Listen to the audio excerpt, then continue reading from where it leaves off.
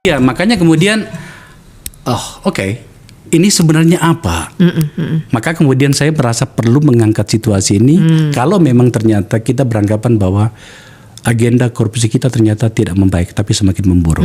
Catatannya Bibit gimana? Ya, jadi dari pembahasan kita soal nama-nama segala, bahkan sejak pansel begitu, itu sebenarnya kan menandakan, makanya saya sempat skeptis sekali waktu teman-teman terlalu banyak mendalami isu ini. Skeptisnya bukan karena saya nggak mau berkomentar sama sekali soal KPK, tapi bagaimana memang intensinya untuk pemilihan pimpinan KPK itu untuk tidak menghasilkan KPK yang lebih baik. Benar-benar hanya ingin memproduksi kembali KPK yang tujuannya adalah politisasi korupsi. Dalam arti melindungi orang-orang tertentu atau sebaliknya menyerang orang-orang tertentu. Seperti kasus Formula E yang diulang lagi sampai dapat, tapi sampai sekarang belum terjadi gitu.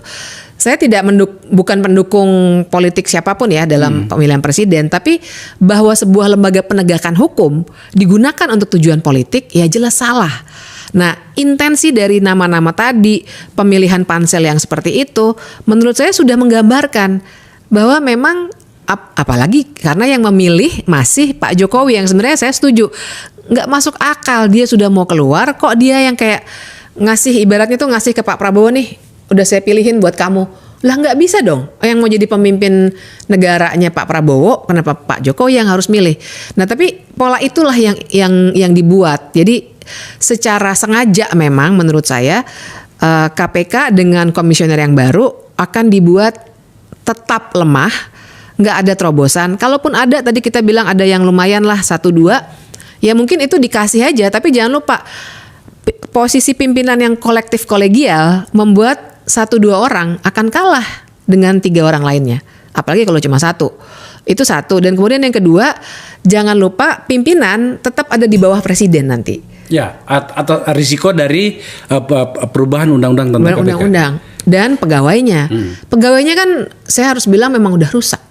Sejak itu ya tes wawasan kebangsaan gara-gara revisi undang-undang KPK udah rusak, bahkan sampai yang bikin sedih itu sampai rutannya pun sekarang karena nggak sendiri ya, rutannya ngikut juga sistem kita dengan masih bobrok ya lembaga pemasyarakatan kita, sampai yang harus nyogok untuk sholat Jumat, terus ada gratifikasi seksual istrinya apa segala macam, itu rusak juga gitu.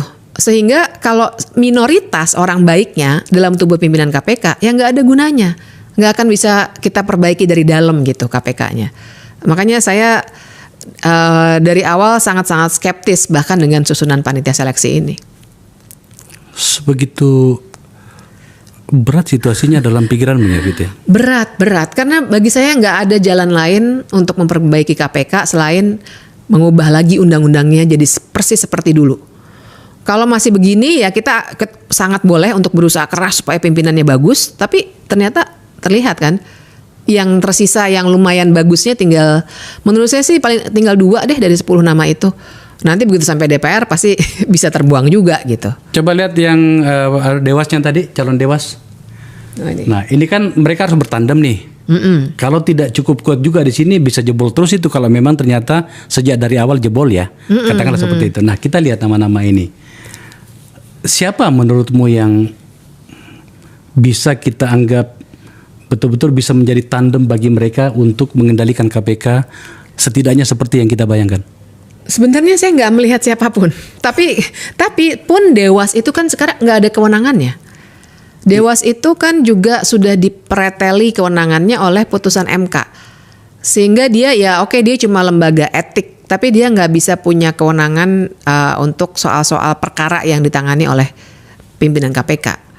Jadi akhirnya ya kita nggak bisa berharap banyak juga pada Dewas. Ada satu tadi pertanyaan yang terlewatkan dari saya bahwa logika harus ada polisi dan jaksa di situ karena dianggap bahwa KPK itu lembaga penegakan hukum, maka kemudian orang-orangnya itu harus yang paham hukum. Cukup nggak argumentasi seperti ini? Enggak. Karena jangan lupa paham hukum ya pasti ya. Tapi kan begini, di bawahnya yang melakukan penyidikan, yang melakukan penuntutan itu sudah ada orang-orang yang memang dia sesuai dengan Kitab Undang-Undang Hukum Acara Pidana bisa menjadi penyidik, bisa menjadi penuntut umum. Jadi sudah memang itu profesi kan sebenarnya. Jadi sebenarnya pimpinan KPK itu dibutuhkan untuk mengambil keputusan yang sifatnya kebijakan yang umum gitu. Nanti mereka bilang oke, ini lanjut penyidikan. Nanti penyidik akan bekerja. Sehingga itu pun pasti akan dibantu dengan misalnya gelar perkara. Berkali-kali kan mereka sering melakukan gelar perkara. Belum lagi laporan-laporan dari bawah. Jadi sebenarnya pengetahuan yang sangat mumpuni soal hukum tidak terlalu mutlak diperlukan. Nah cuma argumennya adalah ya karena ada wewenang penyidikan dan penuntutan yang menurut KUHAP harus polisi, harus jaksa. Tapi ya itu tadi, jangan lupa di Undang-Undang KPK sebenarnya para pimpinan ini memang tidak otomatis menjadi penyidik dan penuntut, tapi tidak masalah karena pada akhirnya teknisnya dikerjakan oleh bawahannya dan mereka mengambil keputusannya untuk kelanjutan perkara. Intinya begitulah, nanti teknis detailnya kepanjangan ya. Intinya argumen bahwa harus ada penyidik, harus ada penuntut di dalam tubuh pimpinan itu sebenarnya tidak valid. Undang-undang juga tidak memerintahkan seperti itu. Jadi kalau ada orang kayak Bu Ida Budiati, orang politik, nggak ada masalah. Kan yang penting mengambil keputusannya itu. Dulu kan Pak Eri Riana bukan orang hukum, Pak Amin Sunaryadi bukan orang hukum. Nggak ada masalah dengan itu sebenarnya. Gitu. Oke. Ya karena itu tadi mau tidak mau saya harus mengikuti logikanya yang Bibi tadi lakukan bahwa tampaknya sudah mulai disepakati bahwa harus ada polisi dan jaksa di situ. Ya tentu saja kita juga belum lupa ya bagaimana misalnya di masa-masa KPK ganas-ganasnya itu tanda petik itu ternyata juga memang rata-rata bukan orang hukum ya. Bukan. Abraham orang hukum tapi dia. Dia pengacara ya. Tapi maksud saya bukan dari lembaga negara. Oh bukan, iya. Kemudian Laude Syarif. Ya bukan penyidik ya, bukan penyidik, bukan penuntut. Pak Agus Raharjo gitu kan. Oke. Sampai pada bagian itu kita bisa menyimpulkan dari diskusi singkat ini mengatakan ada banyak hal yang kita harapkan ada perbaikan dan atau perubahan dalam rekrutmen kali ini ternyata tidak. Ternyata tidak. Dan itu membuatmu kecewa? Iya. Kecewa tapi tidak kaget. Karena begini, lah ini yang memilih masih Pak Jokowi kok. Jadi sudah bisa kita duga dari awal. Makanya saya bilang kecewa sih, namanya juga tetap aja punya harapan ya pada KPK. Tapi nggak kaget karena pasti sudah bisa diduga yang akan dipakai adalah pola yang sama dengan 2019 dan 2000 berapa tuh berarti sebelumnya 2015 karena orangnya sama, yaitu presidennya namanya Pak Jokowi. Tentu saja dia nggak akan membuat terobosan karena situasi ini sangat nyaman bagi dirinya dan sudah dijadikan cara-cara juga pada pemilihan umum kemarin ya 2024 Februari itu, sehingga memang nggak ada yang bisa diharapkan. Harusnya makanya walaupun kita punya skeptisisme juga, itu wajar, bagus kan untuk skeptis pada pemerintahan baru, tapi paling tidak kalau ada pemerintahan baru kita bisa berharap ada sedikit terobosan lah yang dibuat. Tapi kan ini tidak.